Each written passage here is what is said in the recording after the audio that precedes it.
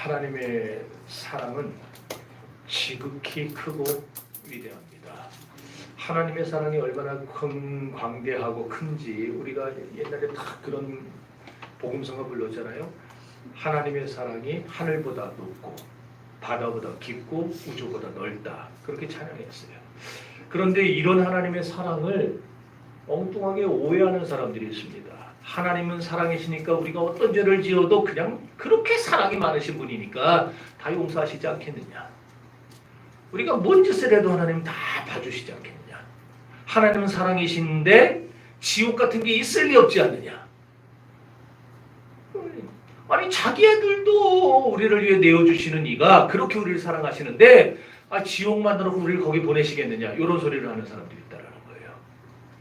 이게 다 뭐냐면요. 성경을 그리고 하나님을 자기가 생각하는 쪽으로 자기가 생각하고 싶은 쪽으로만 생각하는 거예요.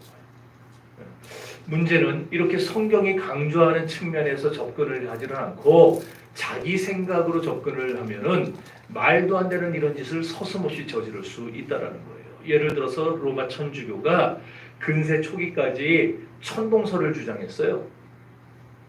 천동설이 뭔지 아시죠? 태양이 지구를 중심으로 돈다는 거예요. 지구는 가만히 있고 태양이 돈다는 거예요. 태양이. 그래서 지동설을 주장하는 학자들을 잡아다가 죽이기도 하고 고문도 하고 화형도 시켰어요. 네, 그 중에 갈릴레오 갈릴레이 같은 학자는 죽이지는 않았는데 이 사람이에요. 죽이지는 않았는데 지동설을 포기하게 그렇게 이제 압박을 가해가지고 만들었죠. 그럼 천주교가 천동설을 왜 주장했느냐? 그게 여호수아 10장 때문입니다. 여호수아 10장에 보면은 여호수아가 그러잖아요. 태양아 너는 기본 골짜기에 머무르라. 달아 너는 아얄론 골짜기에 머무를지어다. 거기 보니까 여호수아가 지구야 너는 머물러라 그러지 않고 태양아 너는 머물렀다 했다는 거예요. 만약에 지구가 태양을 돌면 지구대로 멈추라고 그러지 왜 태양대로 멈추라고 했겠느냐. 이게 천주교 입장이에요. 물론 지금은 안 그래요. 저 사람들도 이제 그래요. 과학이 발달돼가지고 그런 소리는 안 하는데 그래가지고 자기 입장에서만 생각을 하니까 지동설을 말하는 사람들을 이거는 심각한 사이비고 이단이거든요. 그래서 뭐 잡아다 죽인 거예요. 여러분 사실 여호수아 10장은요 천동설이 맞냐 지동설이 맞냐 그거 말하고 했던 건 아니죠.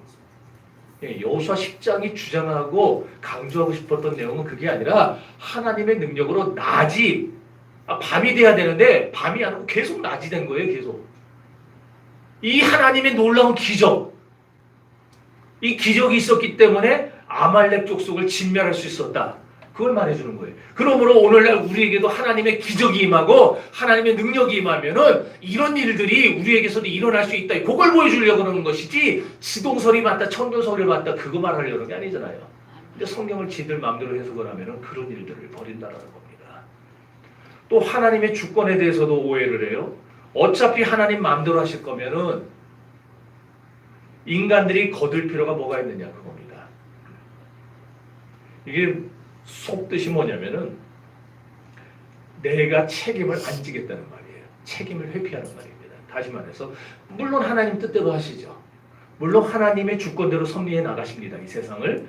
하지만 그렇게 되기까지 우리가 순종하고 노력해야 될 우리의 책임이 있어요.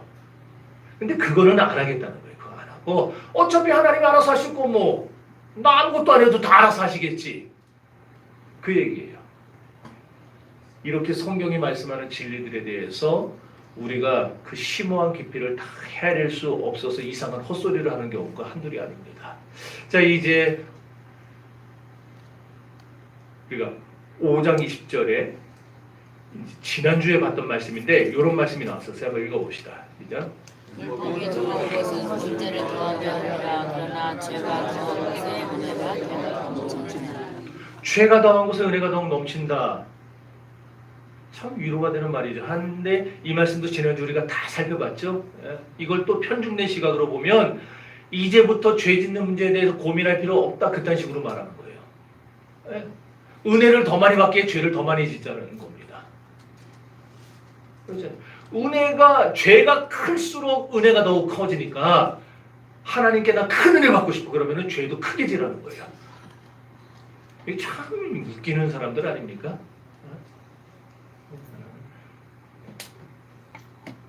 그래, 죄 많이 지으면은 은혜도 많이 받는다. 이 무슨 개떡다구 같은 논리입니까 이게? 이 말의 뜻은 뭐냐면은 죄를 많이 지은 사람이 저 같은 죄를 많이 지은 사람이 용서함을 받으면은요 그 감격과 기쁨이 더 크다 그 말이에요. 그래서 예수님이 예를 든 사람이 있었죠. 바리새인들이 막 예수님을 갖다가 너는 세리와 창기의 친구니 어쩌고저쩌고 할 때에 예수님이 자 500데나리온 빚진 자 탕감받은 자와 1만 달란트 탕감받은 자 중에 누가 더 저를 사랑하겠느냐니까 쥐들도 말하잖아요. 1만 달란트 탕감받은 자입니다. 그러니까 그리고 또 하나 예를 들어요. 이 가늠하다 현장에 잡힌 여자 예를 들면서 이렇게 큰 죄를 용서받았으니 그게 더 큰 감격과 감사로 나타나지 않겠느냐. 요 말씀을 하시는 건데 이걸 이상하게 꽈가지고 하나님께 큰 은혜 받고 싶으면 큰 죄 저질러라. 그렇게 되거든요. 요즘에도 이런 식으로 저걸 풀어나가는 사람들이 있다니까요. 깜짝 놀랐어요. 유튜브 보고서는. 근데 그 사람은 와 조회수가 뭐 몇만이가 나네. 나는 조회수가 100도 안 넘는데.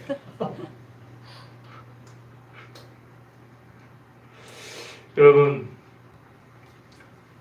죄가 더한 곳에 은혜가 더욱 넘쳤다 이거는요. 결국 무슨 말이냐. 아무리 큰 죄라 하더라도 그 죄를 이기지 못할 하나님의 은혜는 없다는 겁니다. 그러니까 아무리 죄가 커도 세상에 포기한 죄인이라 하더라도요. 하나님의 은혜는 그걸 덮고도 남아요. 그러니까 여러분이 지은 죄가 너무너무 극심하고 진짜 진절머리 나고 아주 추악하고 더러운 죄를 졌다 하더라도 하나님의 은혜는 그걸 덮고 남으니까 그 하나님께 돌아오기만 하면 그 하나님의 은혜를 힘입기만 하면 그걸 말해주는 것이지. 예수 믿으면서 날마다 은혜 받으려고 날마다 일부러 죄 짓고 일부러 더 큰 죄 짓고 그걸 그러라는 게 아니거든요. 배가 고픈 사람, 배가 많이 고픈 사람이 밥에 고마움을 합니다. 요즘 애들 밥 까짝까짝 먹고 밥 안 먹고 나가서 자꾸 편의점 뭐 사 먹고 밥에 고마움을 몰라서 그래요. 근데 며칠 굶어 보면은 밥이 얼마나 소중한 걸 알아요. 또 막 목이 타서 죽을 지경이 돼봐야 물의 소중함을 압니다. 그죠? 이 한 모금의 물이 얼마나 귀한 걸 알아요. 마찬가지로 우리가 죄를 지은 내가 죄사함 받으면 그 감격이 얼마나 크겠습니까? 우린 이미 그걸 다 경험했어요. 여러분 예수 그리스도께서 십자가에 못 박혀 죽으시는 그 사건을 내 사건으로 받아들이는 그 순간에 우리는 나의 죄를 용서함 받았고 그 용서함 받은 감격과 기쁨 속에서 우리는 살아가고 있는 겁니다. 지금 그걸 말하고 있어요. 그래서 우리는 하나님의 말씀을 공부할 때에 이 균형 감각을 잃어버리면 안 돼요. 무슨 말이냐? 너무 특정한 말씀에 그냥 거기에 매몰돼가지고 거기 편중되어서 살지 말라는 겁니다. 로마서 5장 20절 말씀 중요하죠. 굉장히 중요해요. 그런데 로마서 6장 23절도 엄청나게 중요합니다. 로마서 6장 23절이 뭐냐? 죄의 싹은 사망이다. 그러니까 어느 한 구절만 중요한 게 아니에요. 하나님의 말씀 모든 게 다 중요한 거예요. 그러니까 우리는 어느 하나만 그냥 붙잡고서는 그걸로 이상하게 해석하지 말고 말씀을 전체적으로 다 놓고 골고루 균형적으로 해석할 줄 알아야 된다 그 얘기를. 성경에는 이와 같이 죄가 더한 곳에 은혜가 더욱 넘친다는 말씀만 있는 게 아니라 죄의 삭은 사망이라는 말씀도 있다는 사실을 잊지 마시기를 바랍니다. 그래서 사도 바울은 우리가 자칫하면 빠질 수 있는 이런 로마서 5장 10절의 오해의 소지를 막기 위해서 로마서 6장을 기록한 거예요. 1절을 이제 읽어봅시다. 여기에 대한 답입니다. 1절 시작. 그런즉 우리가 무슨 말을 하리요 은혜를 더하여 하려고 죄에 거하노라. 자, 여기 죄에 거한다는 말이 뭐냐면은 계속해서 죄 짓는다는, 계속해서 또 죄를 끊지 못한다는 거고 회개하지 않는다는 겁니다. 그러니까 여러분 우리가 은혜를 더 받고 싶어서 일부러 죄를 져요. 죄를 끊지 않아요. 회개하지 않아요. 계속해서 죄를 져요. 그럴 수 있겠습니까? 또 그래서야 되겠습니까? 안 되죠. 그러니까 안 된다고 여러분 대답했죠. 그래서 2절에 뭐라 그래요? 2절에서 그럴 수 없는 이라 그런 거예요. 그럴 수 없는 이라. 이 그럴 수 없는 이라는 말이요. 헬라어로 메게노이트라는 거예요. 메게노이트. 이 뜻이 뭐냐면은 이게 참 우리 성경 번역하던 분들이 너무 신사라 양반들이라 저렇게 그럴 수 없느니라 이렇게 했지만은 원래 이 말이요 진짜 우리 뜻에 우리 한글에 가깝게 번역을 하면 이겁니다. 닥쳐 집어쳐 그거예요. 근데 그 뜻을 여기다가 성경에다 닥쳐 쓸 수 없다고. 그러니까 우리가 은혜를 더하게 하려고 은혜 더 받고 싶다고 죄를 일부러 더 질 수 있겠느냐? 계속해서 죄를 질 수 있겠느냐? 죄를 끊지 않고 살 수 있겠느냐? 닥쳐. 이제 의미가 확실해지죠. 집어치라요. 여러분 예를 들어 자녀가 어느 날 갑자기 이제 뭐 감기 걸려도 몸살이 걸렸다 아니면 뭐 이렇게 뭐 아파요. 그런 부모가 평상시에는 별로 신경을 안 쓰는 것 같다가도 아프면 어때요? 부모가 신경을 쓰죠. 막 가서 막 자꾸 이마 만져보고 괜찮니? 가서 막 자꾸 뭐 이렇게 미음 같은 거 써다가 막 먹이고 관심을 준단 말이에요. 그러니까 어떤 자녀가 엄마가 아빠가 평소에 나한테 관심도 안 갖는 것 같은데 아프니까 관심 갖네. 그래서 일부러 그 다음부터 매일 아픈 거예요, 자기가. 일부러 아픈 거예요, 일부러. 자꾸 무슨 이상한 거 해서 막 병들고. 그게 제정신 있는 자녀예요, 그게? 아니잖아요. 그거랑 똑같은 거예요. 일부러 죄를 질 수 있겠느냐? 일부러 죄를 안 끊고 살아갈 수 있겠느냐? 말도 안 돼, 말도 안 돼. 집어쳐, 닥쳐. 그 얘기하고 있는 거예요. 여러분, 배고프면 밥의 소중함을 안다고 아까 그랬죠? 그렇다고 해서 일부러 두 끼 굶고 한 끼 먹는 거예요. 배 앞의 소중함을 알려고. 그러면 어떻게 되겠어요? 위장병 걸려요. 그러라는 말이 아니잖아요. 저는 우리 교회가 용서하는 은혜만 알기를 원치 않습니다. 이렇게 계속 지금 5장 10절부터 나온 것들을 사람들은 자꾸 용서의 은혜로만 결부를 시켜요. 내가 죄진 거 하나님 용서해줘. 이 큰 은혜를 받았으니까 이 큰 은혜를 더 앞으로도 받기 위해서 더 세게, 더 충격적으로 죄를 짓고 또 그걸 용서받고. 제가 며칠 전에 새벽 예배 때 예를 들었죠. 죄송해요. 난 그 유튜버 목사 아주 미치는 줄 알았어요. 저하고 나이 차이가 얼마 안 되는 목사인데 근데 이 사람들은 날 보면 다 내가 자기 아래인 것처럼 그렇게 막 나한테 반말을 하죠. 따져보면 나보다 나이도 어리니. 그럼 놀래는 거예요. 염색했어요? 그래. 염색한 거 아니라고. 네, 또 많이 이상하게 봤는데. 기억나시죠? 새벽 예배 나오셨던 분들. 새파랗게 젊은 목사가 자기 교회 여자 성도들을 그리고 처녀들을 여러 명을 성폭행을 했어요. 그러면은 지가 양심이 있으면은 알아서 사표를 내고 나가든지 진짜 하나님 앞에 죽여달라고 그러고 모든 처분을 다 그냥 노예에다 맡겨놓고 기다려야죠. 그래놓고서는 그 교인들이 이제 막 들끓고 일어나고 장로님들이 막 일어나고 막 이러니까 강대상에 설교를 이렇게 하는 거예요. 저는 하나님께 다 용서받았습니다. 저는 어젯밤에 기도할 때 하나님이 내가 사랑하는 종의 죄를 다 사했다. 그 음성을 들었습니다. 내 하나님이 나를 용서했는데 여러분이 저를 용서받은 자로 아시기 바랍니다. 미친놈 아니에요 그거?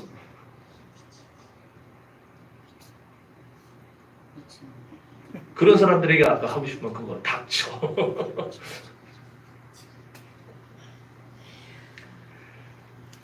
그게 왜 그러냐면 용서받은 은혜만 알기 때문에. 용서받는 은혜만. 은혜는요 용서받는 은혜만 있는 게 아니에요. 한국교회는 맨날 10중 8구는 다 천부의 의지 없어서 손 들고 옵니다. 이걸 은혜라고 생각해요. 물론 그거 은혜죠. 내 죄를 용서받아서 주님 앞에.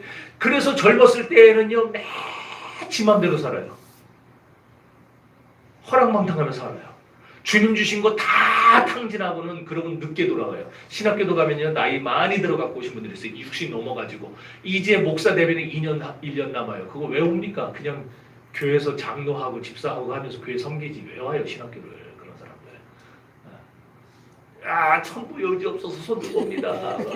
주나를 박대하신다 어디가 오니까 이러면서 꿈을 빽빽 걸리면서. 물론 그렇게 용서받는 것도 은혜지만 근데 그런 은혜 말고 저는 우리 교인들이 승리의 은혜를 좀 맛보기를 바래요. 승리의 은혜. 아멘. 용서의 은혜만 구하지 말고 승리의 은혜. 그러니까 잃고 나서 하나님 찾지 말고 잃기 전에 하나님을 좀 찾는. 아멘. 하나님이 우리에게 주신 힘을 다 잃어버리고 나서 주여 내가 어디가 오니까 이러고 나오지 말고 주님이 내게 주신 힘을 가지고 사무엘처럼 어려서부터 쓰임받고 젊어서부터 쓰임받고 그래서 그냥 내가 젊을 때 힘 있을 때 돈 많을 때 하나님을 위해서 영광을 위하여 막 일을 하고 그냥 가는 곳마다 막 이런 승리의 은혜를 우리 성도들이 맛보기를 바라요. 아멘.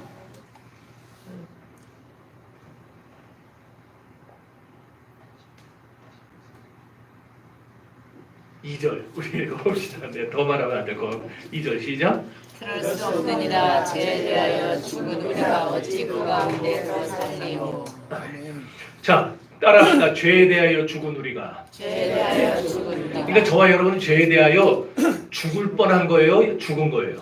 죽은 거예요. 제가 여러 번 얘기했죠. 기도할 때 제발 좀 죄 허물과 죄로 인해 죽을 뻔했던 우리를 다시 살려주시는 하나님 은혜 감사합니다. 그딴 기도하지 마세요. 우린 죽었어요. 이미 죽었어요. 죽었던 우리를 하나님이 살려주신 거예요. 아멘. 그 은혜가 커요. 그리고 그 용서의 은혜를 받아서 이제는 뭐예요? 승리의 은혜를 달라고 기도하시고 그 승리의 은혜를 위해서 우리가 매진해야죠. 여기 죄에 대해 죽었다는 말은요. 이제 죄를 안 지으려고 날마다 죽어야 된다 그런 의미는 아니에요. 그리고 앞으로 거룩하게 살기 위해서 영적으로 우리는 매일 죽는 훈련을 해야 된다. 바울이 고린도전서인가의 거기 부분에서는 나는 날마다 죽노라 했는데 그건 여기하고 좀 틀린 거예요. 그러니까 그런 생각하지 말고 여기서 말하는 지금 죽음, 나는 죄에 대해서 죽었다. 이 죽었다는 말은요 과거 동사예요. 과거 동사. 그러니까 과거에 이미 죽은 그 단 한 번의 경험을 말하는 거예요. 그럼 우리는 도대체 언제 죽었냐? 아 나는 지금 태어나가지고 지금까지 한 번도 죽어본 적이 없는 난 도대체 언제 죽은 거냐? 6장 10절 11절입니다. 시작. 그가 죽으심은 죄에 대하여 단번에 죽으시며 그가 살아계심은 하나님께 대하여 살아계심이니 이와 같이 너희도 너희 자신을 죄에 대하여는 죽은 자요 그리스도 예수 안에서 하나님께 대하여는 살아있는 자로 여길지어다. 아멘. 따라합시다. 이와 같이. 이와 같이. 자, 여기 10절은요. 예수님의 죽음과 부활에 대한 얘기잖아요. 뭐 다 보면 아시겠죠? 그러니까 예수님께서 죄에 대하여 단번에 죽으셨어요. 십자가에서. 그리고 하나님께 대하여는 단번에 살아나셨어요. 사망 권세를 깨뜨리시고 그와 마찬가지로 이와 같이 그 얘기예요. 이와 같이 예수님과 마찬가지로 우리도 예수님이 십자가에 죽을 때 지난주에 뭐 했어요? 우리가 아담이 죄 지을 때 우리가 내가 죄 지은 거 아니잖아요. 그러나 아담이 죄 지을 때 나는 이미 그와 함께 아담과 함께 죄를 지은 그래서 그 원죄가 우리에게 전가됐다 그랬잖아요. 내가 죄 지은 거 아니지만 아담이 죄 지을 때 우리가 함께 죄 지었어요. 마찬가지로 그 얘기를 하고 있는 거예요. 예수님이 죄에 대하여 단번에 죽으실 때 예수님만 죽은 게 아니라 오늘 그 사실을 믿음으로 받아들이는 나도 거기서 함께 죽은 것이고 그리고 예수님이 한 번에 살아나신 것처럼 그 사실을 믿음으로 받아들일 때 나도 그리스도와 함께 단번에 살아난 자가 되었다.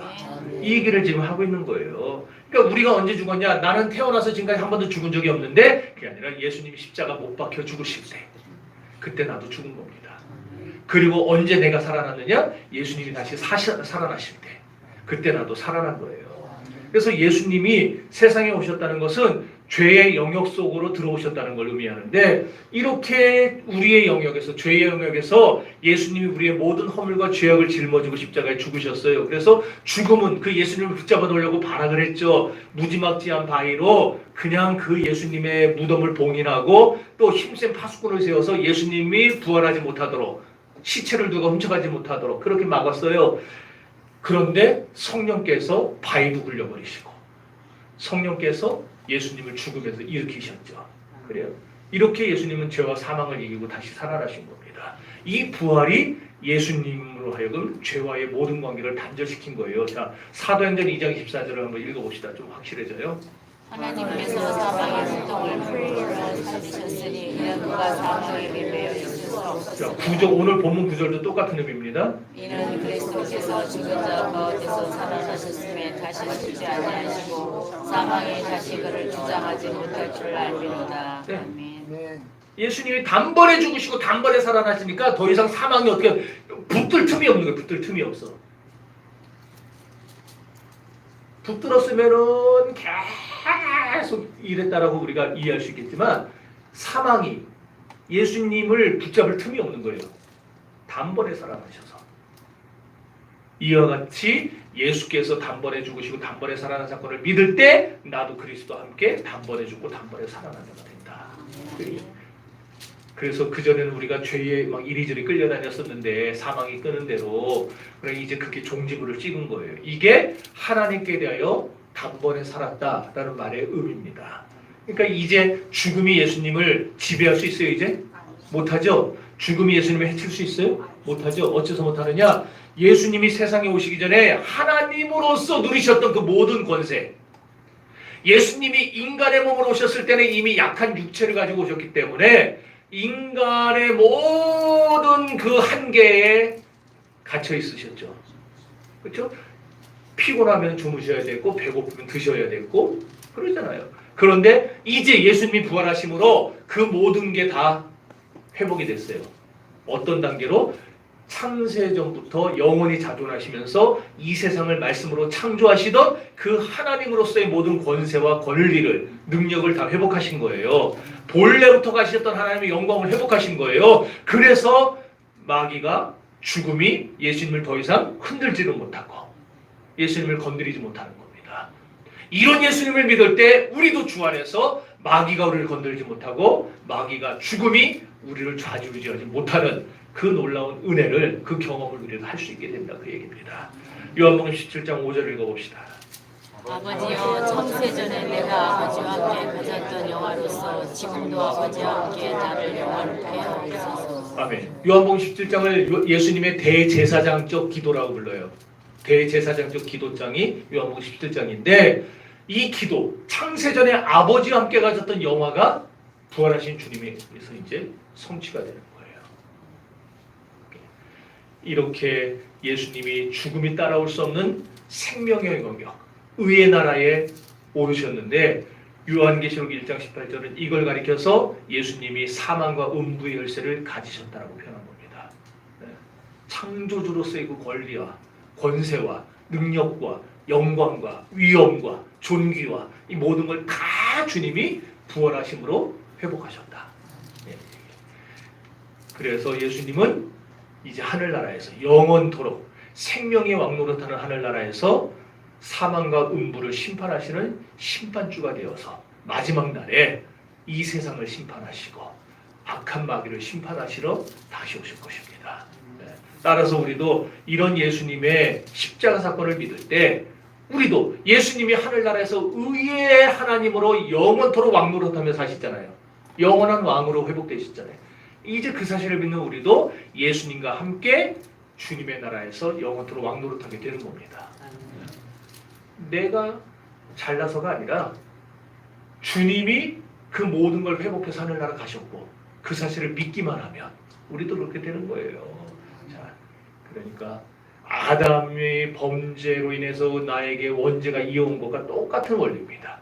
예수님이 십자가 못 박혀 죽으실 때 난 그 현장에 없었지만 그러나 그분이 나를 위해 죽었고 나를 위해 다시 사신 것을 믿을 때 우리는 그 영광을 목도하지 못했어도 그분과 함께 살아났고 그분과 함께 영원토록 천국에서 살게 될 것입니다. 이 믿음이 우리에서 확고해야 돼요. 흔들리면 안 돼요.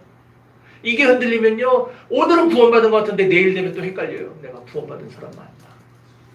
이거 흔들리면 안 돼요. 이거 흔들리면 내가 구원받았다는 거에 대해서 흔들리면 안 돼요. 신약 성경에는요, 예수 안에서라는 말이 200번 정도 나옵니다. 200번.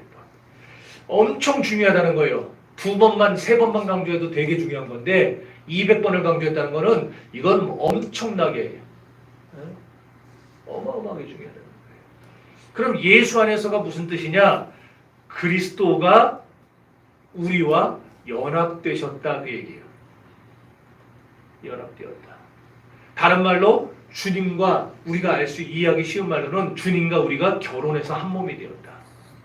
부부가 서로 결혼해서 첫날밤을 통해 서로 하나가 되는 것 같이 우리가 예수님과 결혼해서 한 몸이 되었다는 게 예수 안에서라는 말이에요. 예수 안에서. 이런 결혼 관계가 언제부터 우리에게 시작되느냐 하면은 세례받을 때부터 시작되는 겁니다. 세례받을 때부터. 자, 읽어봅시다.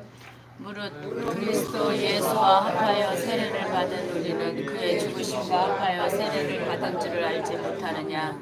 그러므로 우리가 그의 죽으심과 합하여 세례를 받음으로 그와 함께 장사되었나니 이는 아버지의 영광으로 말미암아 그리스도를 죽은 자 가운데서 살리신과 같이 우리로 또한 새 생명 가운데서 행하게 하려 함이라. 만일 우리가 그의 죽으심과 같은 모양으로 연합한 자가 되었으면 또한 그의 부활과 같은 모양으로 연합한 자도 되리라. 아멘. 3절과 4절 보면은 예수와 합하여 세례를 받았다고 그러죠. 그런데 5절에 가면은요, 뭐예요? 연합하여, 본받아 연합했다. 그렇게 말을 하고 있어요. 이 말은 합하여 세례를 받았다는 말을 조금 더 구체적으로 표현한 겁니다. 그러니까 세례를 통해서 우리 모두는 그리스도 안에 들어있는 거예요. 그러니까 세례가 굉장히 중요한 겁니다. 세례가. 여기 세례교인들 다 세례교인이죠 지금? 네, 다 세례교인들이죠. 그러니까 내가 세례받았다는 건 나는 예수와 함께 죽었고 예수와 함께 다시 살았습니다. 이걸 고백하는 게 세례예요. 그러니까 세례는 그냥 아무 생각 없이 히히히 거리면서 받는 거 아니에요. 머리에다가 물 뿌린다고 학생 애들 같은 경우는 막 지들끼리 눈 뜨고 막 웃어요. 세례할 때 보면은. 저는 이렇게 머리통을 한 대 때립니다. 여기다 단순히 물 뿌리는 거 아니에요. 그래서 저는 우리 장로교는 약식으로 세례를 주는데 침례교는 막 물에다 집어넣죠. 순복음도 그렇고. 그게 좀 더 사람들로 하여금 좀 이렇게 더 뭐라 그럴까, 이 내가 예수와 함께 죽었다 살아나는 거를 조금 더 실감나게 해주지 않을까 생각이 들어요. 물속에 딱 들어갈 때 그때 죽은 거예요. 근데 목사가 다시 잡아갖고 끌어올릴 때 그때 난 산 겁니다. 예수와 함께. 근데 우리 장로교는 약식 세례를 하니까. 근데 이제 조심해야 될 게 있어요. 세례가 이렇게 중요하지만 세례라는 형식이 우리를 그리스도와 연합하게 해주는 건 아니에요. 그러니까 다시 말해서 세례받은 게 구원받은 표현은 아니라는 거예요. 어떤 분들은 그러더라고요. 세례받은 사람은 구원받은 거다. 그 말 하더라고요. 그건 굉장히 위험한 발언입니다. 그건 뭐 가론유다는 세례 안 받아서 그랬어요? 예수님 팔아먹고? 세례받은 건 구원받은 게 아니죠. 세례받으면 구원받은 사람에 더 가깝다라고 혹시는 그렇게 말을 할 수 있을지 몰라도 우리 이런 거예요. 방언하면 구원받은 거다. 어디 성경에 방언하면 구원받은 거라 그래요? 방언하면은 성령의 체험이 있는 거니까 그가 하나님의 은혜도 받은 것이고 하나님이 그에게 이런 은혜를 주셨으면 또 다른 은혜도 주시지 않겠느냐. 그러니까 훨씬 더 구원받은 자에 가깝다. 그렇게 말하는 거는 받아들일 수 있어요. 근데 방언하면 구원받은 거고 그럼 방언 못하면 구원 못 받은 건가요? 그건 아니잖아요. 그래서 마찬가지로 세례받으면 구원받았다. 그럼 세례 안 받으면 구원 못 받은 거예요? 세례받기 전에 죽는 사람도 있잖아요. 그러니까 세례가 구원의 표는 아니에요. 세례가 너무너무 귀한, 정말 내가 그리스도와 함께 죽고 그리스도와 함께 다시 살아났다는 나의 믿음과 신앙의 고백을 담은 굉장히 중요한 의식이긴 하지만, 그래서 그 의식을 통과한 사람은 다른 사람에 비해서, 안 한 사람에 비해서 구원받았을 확률이 높다. 그렇게는 말할 수 있지만, 그렇죠? 그래서 거기에 대한 예를 들 수 있는 게 그 사도행전 10장에 나와요. 사도행전 10장이 뭡니까? 고넬료 사건이에요. 베드로가 고넬료의 집에 가서 복음을 막 전하는, 말씀을 하는데 막 거기에 모인 사람들이 막 뜨거워지는 거예요. 성령이 임했어요. 세례도 안 받았는데 성령이 임했다니까요. 성령이 임했어요. 그랬더니 베드로가 뭐라고 하냐면, 자, 사도행전 10장 47절. 세 사람들이 우리와 같이 성령을 받았으니 누가 그이 물로 세례 주는 그 말이요. 아멘. 자, 예수 믿고 성령 세례 받은 게 먼저예요. 그 다음이 세례입니다. 물세례입니다. 보세요. 마찬가지로 우리가 세례를, 물세례 받음으로써 그리스도와 연합되는 게 아니고 예수 그리스도를 나의 구주로 믿음으로 받아들이는 것. 그게 먼저예요. 그리고 그 순간에 나는 하나님의 자녀가 되는 겁니다. 거듭나는 겁니다. 그렇죠? 그러고 나서 그 거듭난 것을 고백하기 위해, 나의 신앙으로 고백하기 위해 세례를 받는 거예요. 요 순서예요. 요 순서. 네.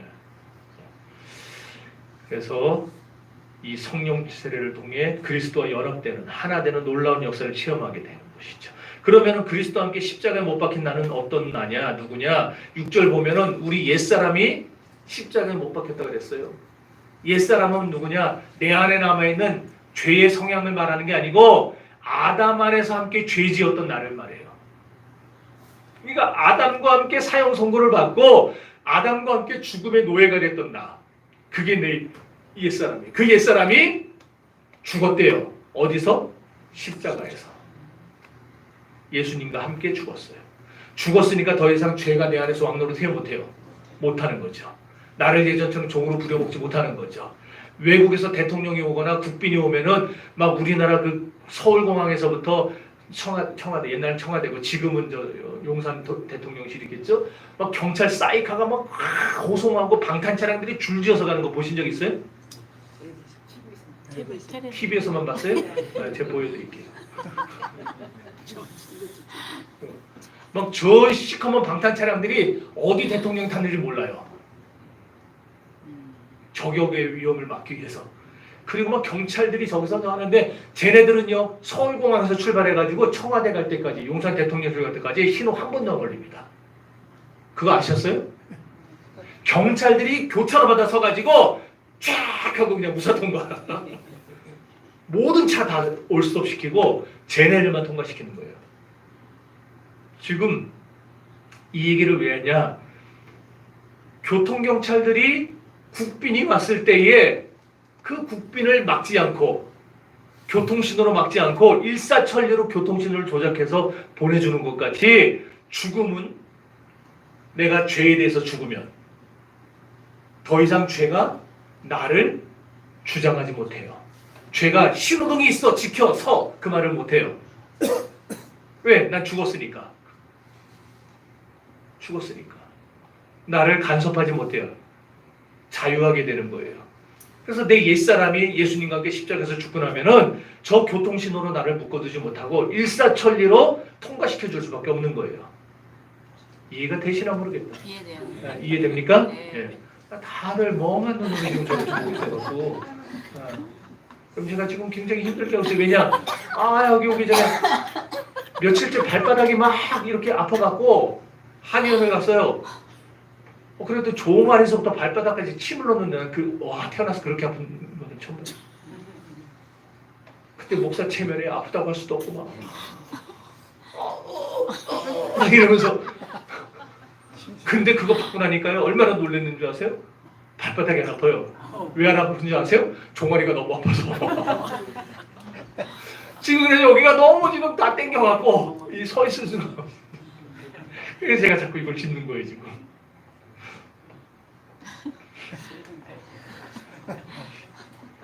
그래서 정신 바짝 차리고 좀 들으세요. 그게 이제 지금 얘기하는 6절과 7절의 내용이에요. 읽어봅시다. 우리가 알거니와 우리의 옛사람이 예수와 함께 십자가에 못 박힌 것은 죄의 몸이 죽어 다시는 우리가 죄에서 종노릇하지 아니하려 함이니 이는 죽은 자가 죄에서 벗어나 의롭다 하심을 얻었습니다. 아멘. 이제 우리는 새 사람이 된 거예요. 아멘. 새 사람이 됐으니까 옛 생활을 살겠어요? 새 생활을 살겠어요? 새 생활. 새 생활을 사는 거죠. 그러니까 이제부터 우리에게서 나오는 행동도 옛 행동이겠어요? 새 행동이겠어요? 새 행동. 뭐 당연하죠. 새 사람 됐으니까 새 생활을 살고 새로운 행동이 나올 수밖에 없는 겁니다. 그러니까 이제 우리는 더 이상 예전처럼 죄가 왕노릇하는 그런 세상에서 사는 사람들이 아니에요. 아멘. 은혜가 왕노릇하는 아멘. 그런 세상에서 사는 자들이 된 겁니다. 아멘. 새로운 신분이 됐어요. 이제 여러분들은 모든 과거의 죄가 다 도말돼가지고 더 이상 이제 전과가 다 소멸된 사람들이에요. 아멘. 그러니까 그런 사람들이 더 큰 은혜 받고 싶다고 또 죄져요? 안 된다니까요. 그러니까 예수님이 바울 사도가 2절에서 그렇게 강력한 말을 한 거예요. 집어쳐라 닥쳐라 그런 거예요. 이제 왜 그런 말이 나왔는지 이해가 되시죠? 아니 우리가 새 생활을 하게 됐는데 새로운 삶을 살게 됐는데 새로운 행동을 하게 됐는데 어떻게 그런 사람이 또 은혜 받고 싶다고 옛날 그 더러운 생활로 다시 돌아가서 그 죄를 계속해서 끊지 못하고 계속 지겠느냐. 말도 안 되는 소리 하지 말아라. 이게 그럴 수 없어요. 그러니 그런 식의 설교를 하는 목사의 설교를 여러분이 들으면요 당장 귀를 막으셔야 돼요. 하면서 그럼 이제 우리는 어떻게 해야 되느냐? 뭐라 그럽니까?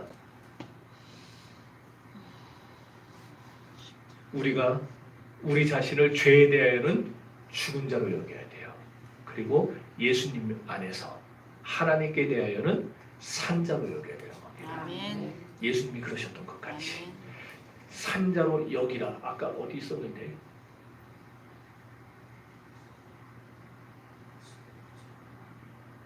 어디서 있지? 여기야. 자, 하나님께 대해 살아있는 자를 여길지어다. 이 여기라는 말은요, 믿으라는 말하고 의미가 같은데 더 강력해요. 그러니까 믿으라는 거는요, 그 사람이 안 믿을 수도 있는 거 아니에요. 못 믿는 사람도 있잖아요. 그죠? 그런데 여기라는 말은요, 무슨 뜻이냐면은 내가 새 사람이 된 것을 내가 깨닫든지 못 깨닫든지 믿든지 못하든지 상관없어. 무조건 받아들여 그 말이에요.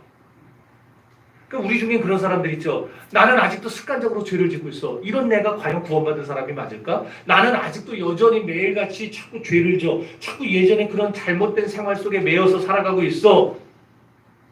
이런 내가 과연 옛사람이 죽었다고 말할 수 있을까? 그런 사람들이 있단 말이에요.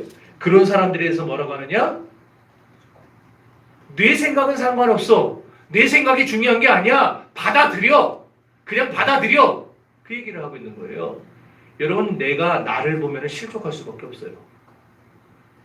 그래서 우리는 매사에 나를 보면 안 되고 누굴 봐야 되느냐? 예수님을 봐야 되는 겁니다. 예수님이 죄에 대해 단번에 죽으신 것이 사실이라고 믿으십니까? 아멘.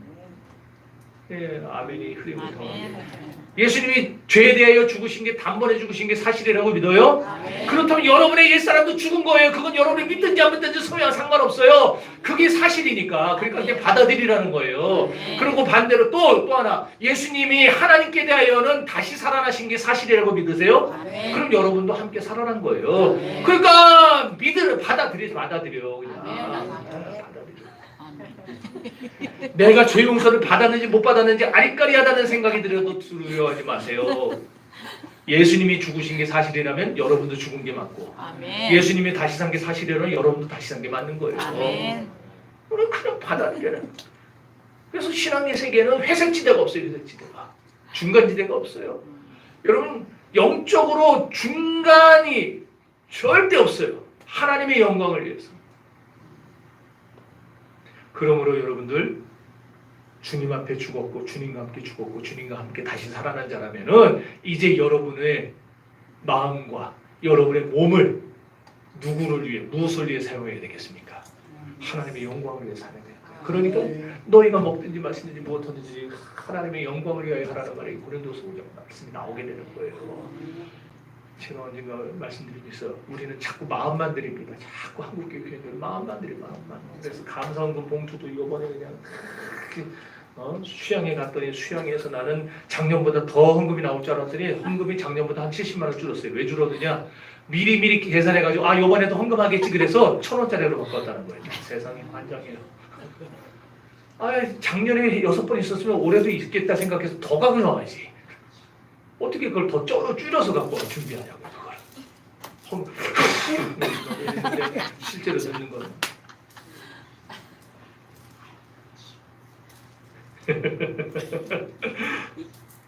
자, 우리 마음으로만 하나님께 드리지 말고 몸으로 드려야 됩니다. 우리 물질로 드리고. 그래서 우리의 몸을 산제사로 드려야 되는 거예요. 하나님이 말씀하신 거잖아요. 너희의 마음을 산제사로 드리라고 그러지 않았어요. 왜? 우리 마음을 아시니까. 그러니까 하나님 우리에게 너희의 몸으로 산제사 드리라고 너희 몸으로. 그러니까 저도 여러분도 앞으로 우리 몸으로 하나님께 제사 드릴 수 있기를 바랍니다. 여기 그런 사람은 없겠지만 술잔을 들고 담배를 들던 그 손에 이제 그 손에서 성경을 넣는 손으로 변화받으셔야 됩니다. 아멘. 여기 언제까지 이거 하고 있겠어요? 이거 언제까지 이거 하고 있겠냐? 이 손에 성경을 드셔야 되지. 방탕과 쾌락으로 질주하던 발에서 이제는 복음 들고 산을 넘는 자들의 발이 돼야죠. 그런 자들의 발이 아름다운 거예요. 이사야 60장에 복음 들고 산을 넘는 자들의 발걸음이 어찌 그리 아름다운고. 우리의 손과 발이 그렇게 쓰임 받아야 되는 거예요. 우리의 손과 발이. 예전에 부목사 할 때 아들만 5 기르던 집사님이 계셨어요. 굉장히 저랑 친했는데. 여러분 생각해보세요. 아들만 5, 아들만 5. 우리 혜지자매 아들만 2인데도 정신을 못 차리는데 아들 다 와. 그래서 그 집사님네 신방 가잖아요. 전 이해를 해요. 이게 무슨 피난민 숙소도 아니고 여기서 치우면은 여기 벌써 어지러놨고 여기 돌아서 치우면 벌써 저쪽 가서 어지러놨고 그래서 포기하고 산대요. 그분이 저한테 종종 그랬어요. 목사님 힘들어 죽을 지경이에요. 근데 죽지는 않더라고요. 힘들어 죽을 지경이에요. 근데 그렇게 바쁘니까 어떤 유익이 있느냐? 정신병이 안 걸려요. 너무 바빠. 우울증이 안 걸려요. 우울증 걸릴 시간이 없대요. 근데 제가 아는 또 우리 어떤 여자 집사님은 남편이 의사예요. 얼마나 돈 잘 봅니까? 딸 딱 하나 낳았어요. 그래서 딸을 얼마나 그냥 인형처럼 키우는데 근데 그 딸이 10살 때 자살했어요. 우울증 걸려가지고.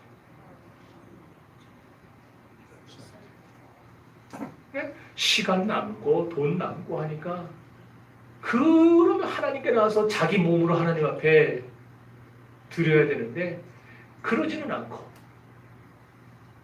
그냥 그러다가 시간 나고 그러니까 이 우울증이 걸려가지고 여러분 우리 몸 아껴봐야 뭐 할 겁니까? 네? 어차피 늙으면 다 후패해지고 연약해지는 거 아껴봐야 뭐 할 거예요. 주님이 오라 하시는 날 그날에 우리가 영광스럽게 하나님 앞에 가서 주님 내가 주를 위해 이렇게 살다 왔습니다. 그 말을 해야죠. 주님이 와라 그러면은 혹시나 날 오라고 안 하실까? 날 오지 말라고 하실까? 두려워가지고 그러면 안 되잖아요. 이제 우리의 마음도 드리고 몸도 드리는 그래서 하나님께 영광을 돌리는 저와 여러분 되시기를 바랍니다. 그러니까 이렇게 예수님과 내가 함께 죽고 예수님과 내가 함께 살았다는 연합관계를 분명히 받아들이는 자들에게는 몇 가지 유익이 나타나요. 이것만 하고 마칩시다. 첫째 유익은 죄의 지배를 받을 필요가 없다는 의식이 분명하기 때문에 더 이상 죄에 쉽게 끌려가지 않아요. 그런 의미가 있어요. 내가 예수와 함께 다시 사는데 지가 뭔데 나를 자꾸 오라가라야. 지가 뭔데 나를 자꾸 교통신호를 줘가지고 막으려 그래. 이제 못 막아요 우리를. 죄가. 두 번째 유익은 남의 집에 가서 자면은 편합니까 불편합니까? 불편하죠. 불편하니까 금세 집으로 돌아오죠. 내 집으로. 그래서 내 집 들어서 누워가고 야 좋다 그러잖아요. 얘는 똑같은 거예요. 죄를 짓더라도 우리가 죄를 안 짓는다는 게 아니에요. 구원받은 자들도 죄를 져요. 그러나 그 죄 속에 오래 머물지를 않아요. 왜? 불편하니까. 구원받기 전에는 그게 불편한지 몰랐어요. 내 집이니까. 근데 이제 구원받고 나면은 그 집이 내 집이 아니고 예수님이 내 집이고 천국이 내 집이기 때문에 그 집에 가면 불편해요. 그래서 오래 머물러 있지를 못해요. 그래서 아우 나 집에 갈게 그러고 가는 거예요. 이게 구원받은 백성들이에요. 세 번째 유익은 설사 죄를 지었다 하더라도 나의 구원을 그 범죄가 그 죄가 나의 구원을 흔들지를 못해요. 어떤 사람은 죄 지을 때마다 아까도 얘기했지만 내가 구원받았는지 막 헷갈려하고 막 흔들리는 분들이 있는데 아니, 여러분 생각해 보세요. 제가 옛날에 예비군을 갔다 왔는데 우리 집에 도둑이 들어서 뭐 훔쳐갈 게 있다고 세상에. 그때 제가 결혼하기 전이었어요. 그때 저희 집 가장이 저희 형님이었어요. 뭐 훔쳐갈 게 있다고 거길 들어와서 훔쳐갔어요. 나중에 잡기는 잡았대는데 이놈이 다 써갖고 돌려주게 못하고. 근데 저희 형님이 도둑이 든 건 내 잘못이다. 내가 가장의 자격이 없다. 그래서 가장자를 내놓지는 않더라고요. 그냥 끝까지 자기가 계속 가장하더라고. 마찬가지. 우리가 연약해서 죄를 지었다고 해서 이미 받은 구원 그게 취소되느냐? 아니라는 거예요. 그러니까 내가 죄 졌다고 나 정말 죄 구원받은 사람 맞을까? 이딴 생각 좀 하지 말라고요. 그리스도와 함께 십자가 못 박혀 죽었고 그리스도와 함께 다시 부활한 살아난 우리라면은 우리의 구원은 누구도 흔들지 못합니다. 아멘. 아무도 흔들지 못합니다. 아멘. 믿습니까? 아멘. 꼭 기억하세요. 우리는 주님과 다시 함께 살아난 새 생명입니다. 예수님과 이제는 다시는 떨어질 수는 불가분리의 관계입니다. 그래서 죄를 짓더라도 다시 금세 예수님께로 돌아오게 되어 있는 것입니다. 그러니까 어떤 것도 우리를 그리스도의 사랑에서 끊어낼 것이 없는 겁니다. 아멘. 그게 이제 다음에 살펴볼 내용들이에요. 이 놀라운 축복을 마음에 새기면서 아멘. 살아가는 저 여러분들 되시기를 주의 이름으로 축원합니다. 아멘.